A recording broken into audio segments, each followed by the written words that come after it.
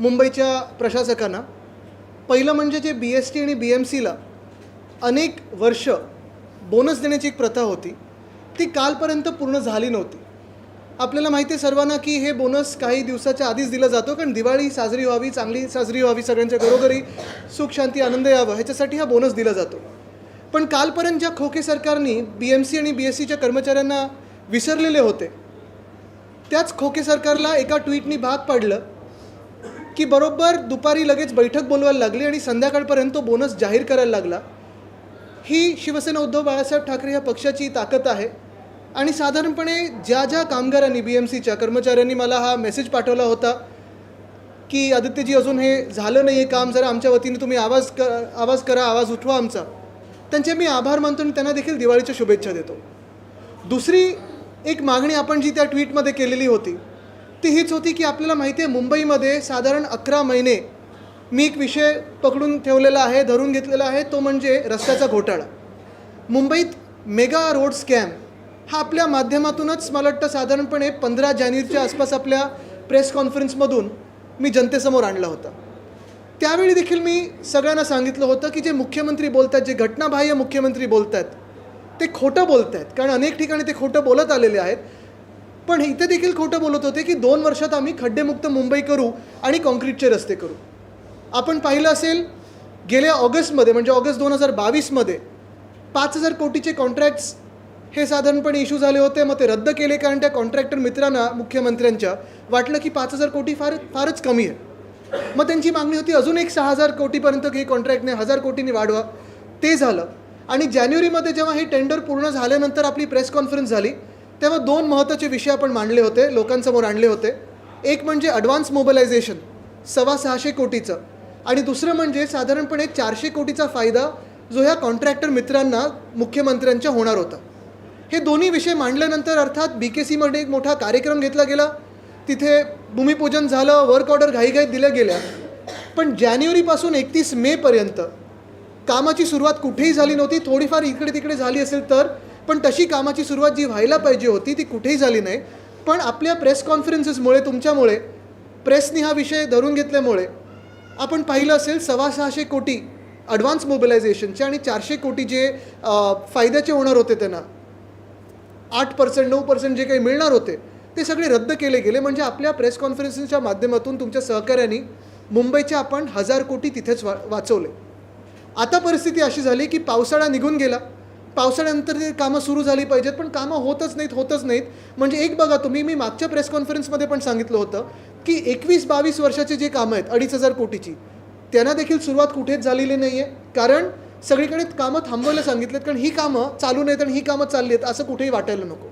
दुसऱ्या बाजूला ही 23ची जी कामं सुरू केलीत 6,000 कोटीची, कुठेतरी 1 मीटर खोदलं असेल, 1.5 मीटर खोदलं असेल, बॅरिकेड लावून ठेवलेत, पण रस्त्याची कामं जशी व्हायला पाहिजे होती ती झाली नाहीत. मुंबईत 31 मेपर्यंत 50 रस्ते पण पूर्ण करू शकले नाहीत. सगळे सेफ स्टेजला आणून ठेवले. हा सगळा पत्रव्यवहार मी करत होतो. राज्यपालांना भेटलो, आपल्या माध्यमातून हे सगळे विषय घेत होतो, म्युन्सिपल कमिशनरना प्रश्न विचारत होतो. आणि हे सगळं होत असताना कालच्या ट्विटनंतर जी टर्मिनेशनची नोटीस मुंबई महानगरपालिकेने काढली होती त्याच्यावर रात्री मला वाटतं 10:30-11 वाजता प्रशासकांनी म्हणजे म्युन्सिपल कमिशनर यांनी सही केली आणि दक्षिण मुंबईचे जे कॉन्ट्रॅक्टर आहेत त्याच्यात 1,680 कोटीची जी कामं होती ती आता टर्मिनेट केली गेलीत. कदाचित साजरा आम्ही पण करू शकलो असतो. बघा विजय झाला आमचा, आम्ही हेच सांगत होतो तुम्हाला, आम्ही पहिलंच सांगितलं होतं, हे करू शकलो असतो सगळं. पण एक जबाबदार मुंबईकर म्हणून आणि मुंबई 25 वर्ष मुंबई महानगरपालिकेतून जवळून बघत असताना, मुंबईची सेवा करत असताना ह्या अडचणी सगळ्या आम्हाला माहिती आहेत की मुंबई कशी चालवायची असते आणि मुंबई कशी चालते. एखादा रस्ता करायचा असतो, त्या रस्त्याच्या खालती 42 की 43 युटिलिटी असतात, 16 एजन्सीचे NOC घ्यायला लागतात, ट्रॅफिक पोलिसांची परवानगी घ्यायला लागते, तरच तुम्ही तो रस्ता करू शकता. आता दक्षिण मुंबईची सगळी जेव्हा मेगा पॅकेट कॅन्सल झाल्यानंतर माझा पुढचा प्रश्न मुंबई म्युन्सिपल कमिशनरना हाच आहे की हे तर तुम्हाला आम्ही 1 वर्षापूर्वी सांगत होतो की हे जे तुम्ही सांगताय हे शक्य नाही आहे. तुम्ही म्युन्सिपल कमिशनर म्हणून, प्रशासक म्हणून जरी बसला असाल तरी मुंबई जाणून घेणं गरजेचं आहे. नुसतं घोटाळे मुख्यमंत्री करू इच्छितात म्हणून तुम्ही त्यांना मदत करणं हे काही योग्य नाही. आता पुढची जी कामं असतील दक्षिण मुंबईतली ती कधीपासून सुरू होतील? एक तर टेंडर रद्द झाले मोठं, कारण कामच होत नव्हतं. तुम्हाला पहिल्यापासून सांगत होतो की हे 5 जे कॉन्ट्रॅक्टर्स आलेत ते सगळे बोगस आहेत, त्यांच्यावर तर प्रश्न विचारणारच होतो आम्ही. पण आता दक्षिण मुंबईतली कामं रद्द झाल्यानंतर किती दिवसात पुढचं टेंडर येणार? तुम्ही मोठ्या कॉन्ट्रॅक्टरकडे जाणार की जुने कॉन्ट्रॅक्टर्स त्यांच्याकडे जाणार? कामं न होण्याची जबाबदारी कोणाची? अधिकाऱ्यांची असणार की कॉन्ट्रॅक्टर्सची असणार? खरं तर दोघांची असायला पाहिजे. आणि मग हे टेंडर कधी निघणार? कारण आता बघा, नोव्हेंबर तर पूर्ण अर्धा तर निघून गेला. आता साधारणपणे मुंबईत काम करण्याचा सीझन जो असतो, फेअर सीझन, तो 1 ऑक्टोबर तो 31 मे असतो.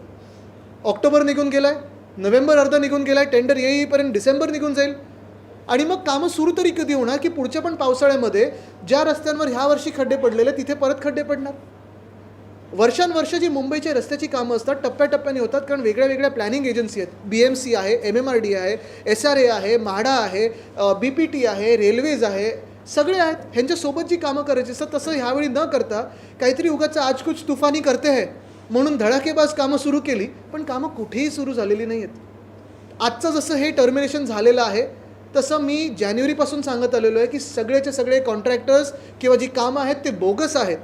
कॉन्ट्रॅक्टरचं मी एकसुद्धा नाव घेतलं नाही आहे अजूनही, कारण मला कॉन्ट्रॅक्टरशी वाद करायचा नाही, मी कधी करत नाही. कामं करणारे कॉन्ट्रॅक्टर्सच असतात. पण जी पद्धत वापरली गेली, माझा आक्षेप त्याच्यावर आहे. कॉन्ट्रॅक्टर्सवर तर आहेच आणि अधिकाऱ्यांवर पण आहे. कारण आता तुम्ही बघा, जी शहरातली कामं तर रद्द झाली, पण ईस्टर्न सबअर्बमधली जी कामं आहेत 918 की 920 कोटीची काहीतरी कामं आहेत, ते कॉन्ट्रॅक्टर कोण आहेत बघा. ते कॉन्ट्रॅक्टर मुख्यमंत्र्यांच्या कोणाच्या जवळ आहेत बघा. आणि त्याच कॉन्ट्रॅक्टरचा जो चिपळूणमधला ब्रिज पडलेला आहे ते एकच आहेत. मग चौकशी काही झाली आहे का की तो ब्रिज जसा पडला तसा उद्या इकडचे मुंबईतले रस्ते कुठेतरी खड्डे किंवा असे एकदम काहीतरी त्याच्यात फूट पडेल आणि तुम्ही असंच पैसे काढले आहेत म्हणून दिवाळी साजरी करत राहा? मुख्य गोष्ट हीच आहे की आपण पाहत असाल, जे मी काल सांगितलं की बोनस काल शिवसेना उद्धव बाळासाहेब ठाकरेच्या पक्षाच्या भूमिकेमुळे आणि जे आम्ही खोके सरकारचं डोळे उघडून दिले त्याच्यामुळे काल BST आणि BMCच्या कर्मचाऱ्यांना मिळालं. पण अजूनही मला वाटतं महत्त्वाचा प्रश्न हा आहे की आज ते खात्यात जे पैसे आहेत ते जाणार की नाही. कारण अनेक आश्वासनं या घटनाबाह्य मुख्यमंत्र्यांनी महाराष्ट्राला दिलेत. अगदी दहीहंडीच्या मंडळांपासून सगळीकडे एकसुद्धा आश्वासन पूर्ण कुठे झालेलं नाही आहे. तसंच रस्त्याच्या कॉन्ट्रॅक्टरबद्दल पुढचा मार्ग काय? रस्त्याची कामं कधी सुरू होणार दक्षिण मुंबईतली? मला वाटतं परवा आपली प्रेस कॉन्फरन्स झाल्यानंतर रात्री BMCने काहीतरी उत्तर दिलं होतं की इथे आम्ही अमुक कामं सुरू केलेत, तिथे तमुक कामं सुरू केलेत.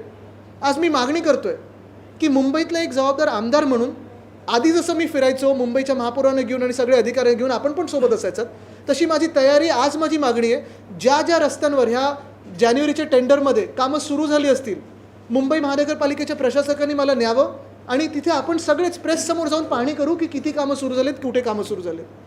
कारण आमचं सरकार तर येतच आहे, तुम्हाला माहिती आहे. सगळीकडे वातावरण आहे की महाविकास आघाडीचं सरकार येणार आणि आमचं सरकार आल्यानंतर ह्या घोटाळ्यामध्ये आम्ही सखोल चौकशी करणार म्हणजे करणार. आणि जे अधिकारी आणि जे कॉन्ट्रॅक्टर ज्यांनी चुकीचं काम केलं असेल त्यांना जेलमध्ये टाकल्याशिवाय राहणार नाही. कारण मुंबई लुटू देणार नाही, महाराष्ट्र लुटू देणार नाही. आणि आपण हेच पहा, प्रत्येक ठिकाणी आता स्ट्रीट फर्निचरचा जो पण घोटाळा आहे त्याच्यात मी पुन्हा एकदा बोलणारच आहे आपल्या माध्यमातून. पण तिथे देखील आता थोडा प्रयत्न असा सुरू झाला आहे की शेड्यूलवरचे आयटम्स घ्यायचे, नॉन शेड्यूल आयटम्स बाजूला करायचे आणि 22 कोटीचं कॉन्ट्रॅक्टरला पेमेंट झालेलं आहे असं मला कळण्यात आलं आहे स्टॉपवर्क देऊन. ह्या धक्कादायक गोष्टी आहेत. खरं तर ह्या गोष्टी आपल्या देशात झाल्याच नाही पाहिजेत. पण हा सरळ सरळ भ्रष्टाचार आहे. जसं मी सतत सांगत आलो आहे, कर्नाटकामध्ये जनतेने उत्तर दिलं एका भ्रष्ट सरकारला, मध्य प्रदेशमधलं भ्रष्ट सरकार आता तिकडची जनता घालवेल, तसं महाराष्ट्रातलं पण भाजप प्रणित जे सरकार आहे, घटनाबाह्य खोके सरकार, ती जनता घालवल्याशिवाय राहणार नाही. आज पहा ना तुम्ही की जिथे जिथे आम्ही स्कॅमचे जे काही विषय घेतलेत, कुठे ना कुठेतरी भाजपचं कोणतरी एखादा नगरसेवक, माजी नगरसेवक, आमदार पत्र देतात आणि सांगतात बघा आम्ही केलं. ठीक आहे, तुम्ही करा, पण हिंमत असेल तर ह्या सरकारचा पाठिंबा काढा. म्हणजे एका बाजूला जे करायचं ते करायचं, खोके सरकार चालवायचं, पूर्णपणे पाठिंबा द्यायचा, महाराष्ट्र लुटायचा, महाराष्ट्राला संपवण्याचा प्रयत्न करायचा आणि दुसऱ्या बाजूला श्रेयवादात पडायचं. मला वाटतं त्याच्यात मी काही जास्ती जाणार नाही. पण आमचं काम हे लोकांसमोर आहे आणि पुढचे पण जे 4 कॉन्ट्रॅक्टर्स आहेत, कारण ह्या कॉन्ट्रॅक्टर जो दक्षिण मुंबईचं जे कॉन्ट्रॅक्टर होते, ब्लॅकलिस्टिंग होणार की नाही, पेनल्टी भरणार की नाही. बरं, असं मला कुठेतरी सांगितलं गेलं आहे की पेनल्टी पण जी घेणार आहेत ह्या कॉन्ट्रॅक्टर्सकडून ती BMCचं पेमेंट झाल्यानंतर त्याच्यातून पेनल्टी कापणार आहे. मग नक्की कोणाला दंड तुम्ही मारताय? आमच्याच जनतेच्याच खिशावर पैसे दंड मारताय तुम्ही. खरं पेनल्टी ही कॉन्ट्रॅक्टरच्या खिशातून आली पाहिजे. ह्याच्यावर म्युन्सिपल कमिशनर बोलणार आहेत की नाही हा एक मोठा प्रश्न पडतो. बरं, हा जसा एक मोठा प्रश्न आपल्या डोळ्यासमोर आहे मुंबईकरांचा जो रस्ते असतील त्याचा, तसा दुसरा मोठा प्रश्न. आणि आपण पण, मला वाटतं काही लोकांना सर्दी झाली आहे, इथून मला काही आवाज येतात, काही लोकांना खोकला झाला आहे. हा मोठा प्रश्न झाला आहे, गंभीर प्रश्न झाला आहे. मुंबईत प्रत्येक व्यक्तीला ॲलर्जी, सर्दी, खोकल्याचा त्रास होतो आहे. कुठच्या ना कुठच्या तरी व्यक्तीला ह्या धुळीचा त्रास झालेला आहे. प्रदूषणावर सतत आम्ही काम करत आलो. महाविकास आघाडी सरकार असताना आपल्याला आठवत असेल, आरेचं आम्ही 808 एकरचं जंगल केलं मुंबईत. मुंबईने ठाण्याच्या मध्ये जो ठाणे क्रिकेट तिथे रामसर साईट केलं.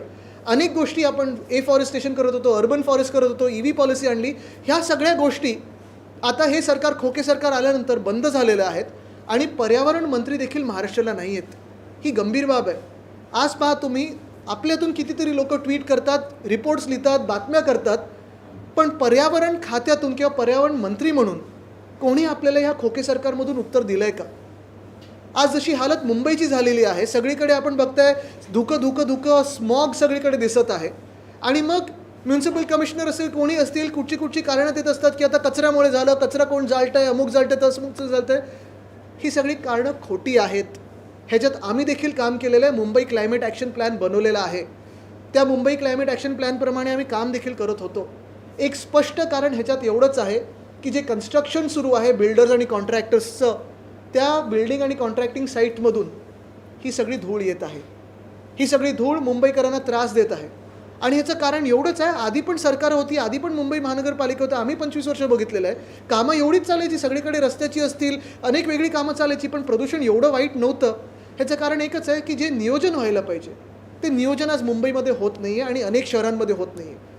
कदाचित नगरविकास मंत्र्यांना त्यांचं खातं चालवायचं कसं हे माहिती नसेल, पण मूळ गोष्ट हीच आहे की आज मुंबईमध्ये तुम्ही पहा, जिथे जिथे कामं सुरू आहेत, मला एकसुद्धा बिल्डिंग साईट दाखवा जिथे ते हिरवे पडदे लावलेले आहेत, स्प्रिंकलर लावलेले आहेत, अजून काही जे नियोजन म्हणून सांगितलेलं आहे. मार्चमध्ये पण ह्याच प्रशासकांनी अशीच गाईडलाईन काढली होती. काही झालं त्या गाईडलाईनचं? कुठेही दिसली तुम्हाला गाईडलाईन? कुठेही नाही दिसली. आणि परत मग धुकं आलं, फॉग आला, स्मॉग आला, फॉग नाही स्मॉग आला की परत तीच गाईडलाईन काढतात, बैठक दाखवतात आणि मग काही ना काहीतरी चालतात. पण ज्या मुंबईमध्ये पालकमंत्रीच एक बिल्डर आहेत, त्यांच्याकडून काय अपेक्षा ठेवायची आम्ही तरी? हा मोठा प्रश्न झालेला आहे. मग आज मला वाटतं मेट्रोचं काम थांबवलं, उद्या कुठच्या तरी फ्लायओव्हरचं काम थांबवतील. पण ही जनतेची कामं थांबवण्यापेक्षा मी या खोके सरकारला आग्रह करीन की थोडी तरी हिंमत दाखवा आणि जे बिल्डर आणि कॉन्ट्रॅक्टर तुमचं सरकार चालवत आहेत ना, त्यांची कामं थांबवण्याचा प्रयत्न करा. आज BKCमध्ये बघा, जेवढं बांधकाम चालू आहे, कुठेही तुम्हाला हिरवा पडदा दिसला आहे का आजूबाजूला येता जाताना? कुठेही स्प्रिंकलर दिसलेत का? पण प्रत्येक वेळी कुठचाही प्रॉब्लेम आला, कुठचाही विषय आला की मुख्यमंत्र्यांचा एक स्टँडर्ड रिस्पॉन्स असतो, कॉन्ट्रॅक्टर ड्रिव्हन रिस्पॉन्स. आत्ता पण त्यांनी काय आयडिया काढलेली आहे? स्प्रिंकलर गन विकत घ्यायच्या, स्मॉग टावर लावायचे, किती 30-32 कोटीचे स्मॉग टावर लावायचे. हां, ते काय आज मी ऐकलं 1000 टँकर विकत घ्यायचे आणि रस्ते धुवायचे. ह्या कारणामुळे मुळात कुठेही प्रदूषण होत नाही. प्रदूषण हे तुमच्या बिल्डर्सच्या साईट्सवरनं येतं. हिंमत दाखवा आणि ते काम रोखून दाखवा पुढचे 15 दिवस.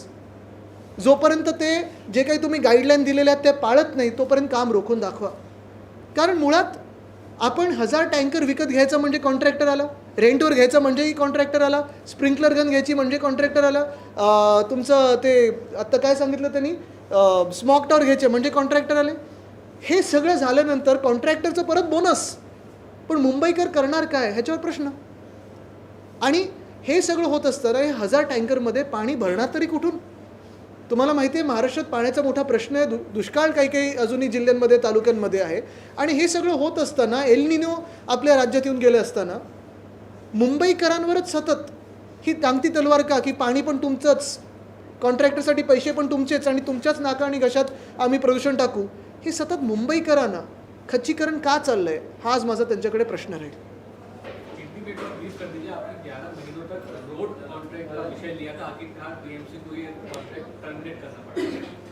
बिल्कुल.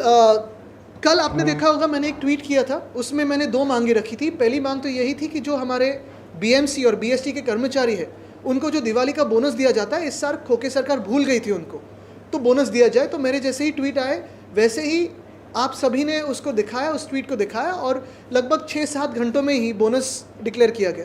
वैसे ही दूसरी मेरी मांग थी कि जो एक कॉन्ट्रैक्टर है साउथ मुंबई के, दक्षिण मुंबई के, यानी वो कॉन्ट्रैक्टर तो रहते नहीं, लेकिन वहाँ के कॉन्ट्रैक्ट्स मिले हैं, लगभग 1600 करोड़ के मिले हैं उनको कॉन्ट्रैक्ट्स।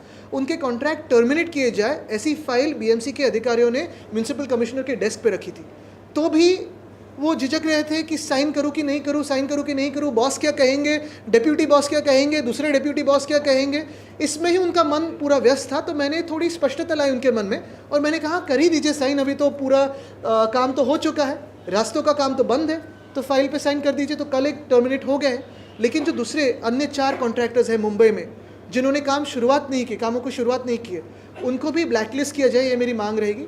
इन्वेस्टिगेट किया जाए, क्योंकि मैं लगभग 11 महीने से बोल रहा हूँ कि ये जो काम है रास्तों का, वो स्कैम है, स्कैम है, स्कैम है। और जैसे ही स्कैम, जैसी भ्रष्ट सरकार वहाँ भाजपा की कर्नाटका में थी और मध्य प्रदेश में है, दोनों जाने वाली है, वैसे ही यहाँ की जो मिंदे भाजपा की जो सरकार है वो भी जल्द जाएगी। एयर क्वालिटी से जूझने के लिए सीएम ने कई निर्णय लिए, 1000 टैंकर, स्प्रिंकलर्स, क्या कहना है? नहीं, सीएम अगर आप देखें तो जो इलीगल सीएम है उनका हर एक रिस्पॉन्स किसी भी विषय को लेकर हो तो कॉन्ट्रैक्टर ड्रिवन रिस्पॉन्स रहता है। अगर आपको क्रिकेट सही नहीं आता है तो चलो कॉन्ट्रैक्टर को बोलते हैं बैट नहीं खरीदते हैं, फुटबॉल सही नहीं आता है खेलने को तो कॉन्ट्रैक्टर को बोलते हैं फुटबॉल सही करते हैं। वैसे ही अगर आप देखें तो एयर पोल्यूशन का भी जो भी रिस्पॉन्स इलीगल सीएम का रहा है वो यही रहा है, कॉन्ट्रैक्टर ड्रिवन रिस्पॉन्स। 1000 टैंकर्स लाएंगे कहाँ से, कब तक आएंगे, स्प्रिंकलर्स कब तक लाएंगे, स्मोक टावर्स बिठा के कोई फ़ायदा है क्या?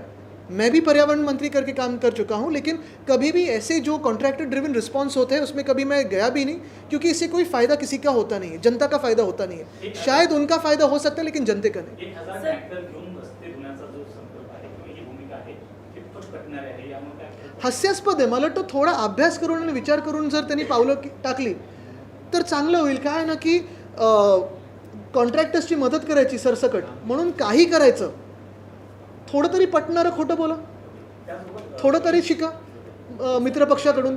एक मिनिट, इथे इथे असं एक एक करू। The green cloth has not been put there and lot of violations regarding the construction sites. What you have to see? The air quality in Mumbai has been terrible, and if you see, right from January this year, the BMC has issued multiple guidelines on air quality management. None of those guidelines are followed, and every time there is smog in a city, there's terrible air quality, the BMC comes together and tries to help a new contractor. The illegal CM has been wanting to push his contractor friends all across the board. Today, if you see, every response to any issue is a contractor-driven response. Sprinklers, smog towers, buying 1,000 or renting 1,000 tankers.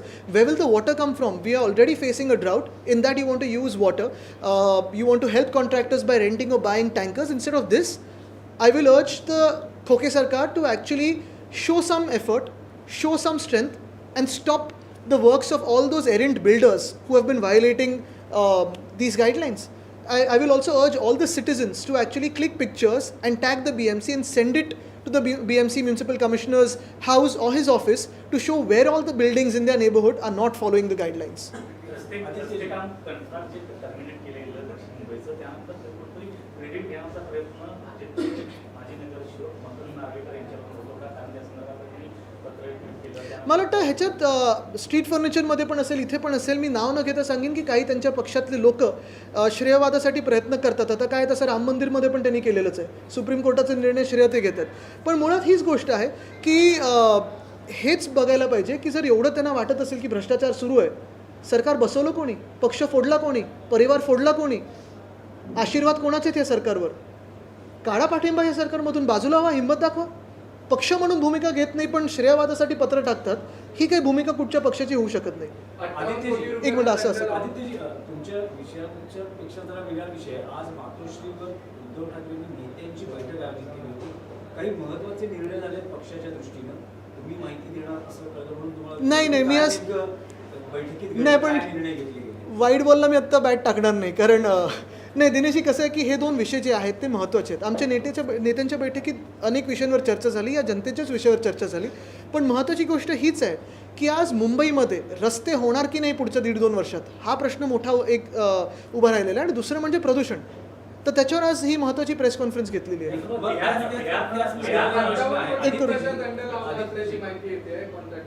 दंड लावलेला आहे, बरोबर आहे, पण हे साधारणपणे मला मेपासून ऐकू येते ते दंड वाढत चाललेलं आहे, पण दंड भरणार कोण? म्हणजे आत्ता तरी कंडिशन अशी मला माझ्या कानावर आलं की जे पेमेंट BMC ह्या कॉन्ट्रॅक्टरनं करेल त्याच्यातून हा दंड कापला जाईल। FIR टाकली पाहिजे, चौकशी झाली पाहिजे. कमीत कमी दंड त्यांच्याकडून तरी घ्या तुम्ही काढण्यापेक्षा. म्हणजे दंड लावता आणि दंडवट घालता, हे कुठचं प्रकार झाला? तुम्ही वारंवार उल्लेख करतात की बोगस टेंडरिंग. बोगस टेंडरिंग म्हणजे नेमकं काय होतं? बोगस टेंडरिंग म्हणजे आपल्याला आठवत असेल त्यावेळी मी ब्लॉग पण लिहिलेला होता. 5 कॉन्ट्रॅक्टर्स मोठे आणले आणि 5 कॉन्ट्रॅक्टर्सना 5 पॅकेट्स दिले मुंबईचे. त्याच्यात बरोबर प्रत्येक कॉन्ट्रॅक्टर जो जिंकला आहे कॉन्ट्रॅक्ट त्याला 7 ते 9% जिंकायला दिलेला आहे. जो हरला त्याला 9 ते 13% दिलेला आहे. आणि प्लस त्याला 18% वेगळा GST आणि 8% वेगळा बेनिफिट दिलेला आहे. हे लोकांसमोर आहे. हे ओपन शट केस आहे करप्शनची. ही करप्शनची ओपन शट केस आहे. पण हे असं कोणी पत्र टाकण्यापेक्षा चॅलेंज देतो, सरकारमधला पाठिंबा काढा. बिहारमध्ये नितीश कुमार सरकारनं आता 50% पेक्षा जास्त आरक्षण देण्याचा निर्णय घेतला. महाराष्ट्रात देखील तसं व्हायला पाहिजे आणि मराठ्यांना आरक्षण दिलं गेलं पाहिजे का? काय नेमकी त्याच्यावर मला वाटतं उद्धव साहेबांनी भूमिका मांडलेली आहे स्पष्टपणे. पण आज ह्या 2 विषयावर मी मांडीन, त्याच्यावर वेगळं आपण बोलूच.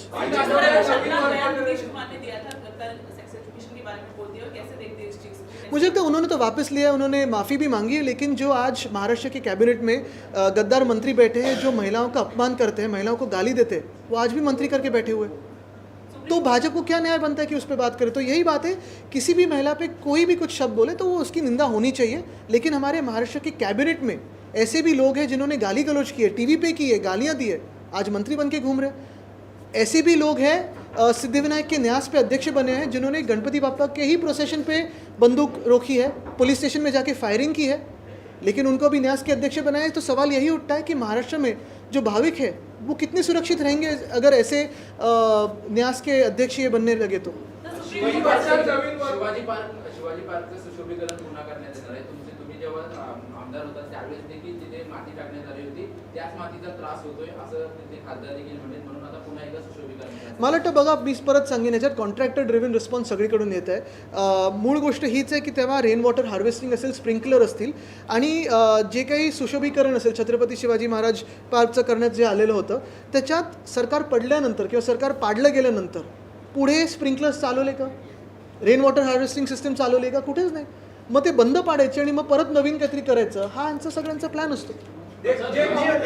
पर्यावरण के मुद्दे पर राज्य में पर्यावरण मंत्री ने एक जो मौजूदा स्थिति है उस पर सरकार की तरफ से जो इंतजाम करने का दावा किया जा रहा है उस पर आपका क्या कहना है? मुझे लगता है राज्य में तो पर्यावरण मंत्री है ही नहीं, लेकिन अगर आप देखें तो दूसरे भी जो अन्य मंत्री है उनका भी काम कैसे चल रहा है उस पर भी एक विचार करना ज़रूरी है. उद्योग मंत्री है लेकिन उद्योग आ रहे नहीं है, FDI आई नहीं, नई FDI का 1 रुपया नहीं आया. हमारे कृषि मंत्री हैं लेकिन अगर आप देखें तो किसानों की आत्महत्या सबसे ज़्यादा हमारे महाराष्ट्र में चल रही है. ऐसे सारे जो विषय है, ये सरकार जो है, खोखी सरकार व्यस्त है अपनी सरकार बचाने में, लेकिन आज भी जनता की कोई सुन रहा नहीं है. So Supreme Court has ordered high courts that they should initiate fast track courts against the MLAs and MPs, the cases which are registered against them. There should be a fast track court for them. I would have to read into this, but we're hoping for a fast track decision from the tribunal in Maharashtra on our case as well. Thank you. Smoke towers मुंबईमध्ये बसवण्यात येणार आहेत, ते दिल्लीमध्ये taste केले गेलेत आणि ते तिथे फेल झालेत. बरोबर. तर ते मुंबईमध्ये आल्यानंतर काय त्याचा परिणाम होईल तरी सुद्धा मला वाटतं कॉन्ट्रॅक्टर्सची मजा चालली. आपण बघतोय कॉन्ट्रॅक्टर्सचं जे काही धमाल चालली आहे राज्यामध्ये, बिल्डर कॉन्ट्रॅक्टर आल्यानंतर, सगळे सरकार बसल्यानंतर, हेच स्मॉक टावर्स मी पर्यावरण मंत्री असताना माझ्यासमोर देखील हा विषय आलेला होता आणि मी त्यावेळी देखील हेच सांगितलं होतं की कुठेही स्मॉक टावर्स लावून काही फायदा कोणाला होणार नाही आहे. कदाचित कॉन्ट्रॅक्टर्स न होईल, जे मंत्री आता लावायला यांना भाग पडत असतील त्यांना होईल, पण स्मॉक टावर्स लावून जनतेला काही फायदा होत नाही.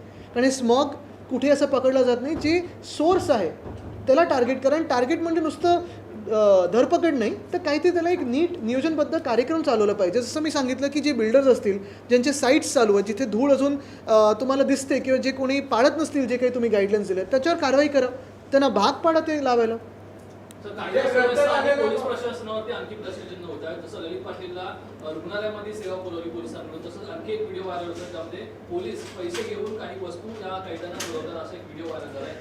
ज्या राज्यामध्ये सिद्धिविनायक मंदिराच्या न्यासावर किंवा त्या ट्रस्टवर अध्यक्ष म्हणून एका अशा व्यक्तीला बसवतील जिथे त्यांनी बंदूक गणपती बाप्पाच्याच मिरवणुकीत रोखली आहे भाविकांवर, मुंबईकरांवर, दादरकरांवर, पोलीस स्टेशनमध्ये जाऊन फायरिंग केलं, त्यांच्यावर आर्म्स ॲक्टची केस झाली, ती गोळी आली हे पण पोलिसांनी सांगितलं. नुसतं गृहमंत्र्यांनी काय सांगितलं ह्यांनीच फायर केली की नाही हे माहिती नाही. आता एवढं जर पोलिसांचे तुम्ही हात बांधून ठेवत असाल आणि त्यांना अध्यक्ष करत असाल तर अशा राज्यामध्ये न्याय तरी काय अपेक्षित करायचं आपण? तर पोलिसांचे हात बांधलेले आहेत आणि पोलिसांच्या मागे किंवा पोलिसांना कोण चालवत आहे. तसंच मी त्यावेळी पण बोललो ना, जालन्यामध्ये लाठीचार्ज करायला कोणी लावला, जनरल डायर कोण आहेत. तसंच दुसरे जनरल डायर तुम्ही आता त्या सिद्धिविनायक टेम्पल ट्रस्टवर बसवलेत. तुम्ही बघा, विचार करा, मुंबईसारख्या शहरामध्ये, दादरसारख्या मतदारसंघामध्ये गणपती बाप्पाच्या मिरवणुकीत जी व्यक्ती, जी जबाबदार व्यक्ती, जे आमदार आहेत, गद्दार जरी असले तरी आमदार आहेत, त्यांनी बंदूक धरली, हे टी व्हीवर दिसले, तुम्ही सगळ्यांनी दाखवलं आहे. अशा व्यक्तीला तुम्ही अध्यक्षाचे अध्यक्ष करू शकता? मग काय अपेक्षा करायची? ठीक आहे, चलो.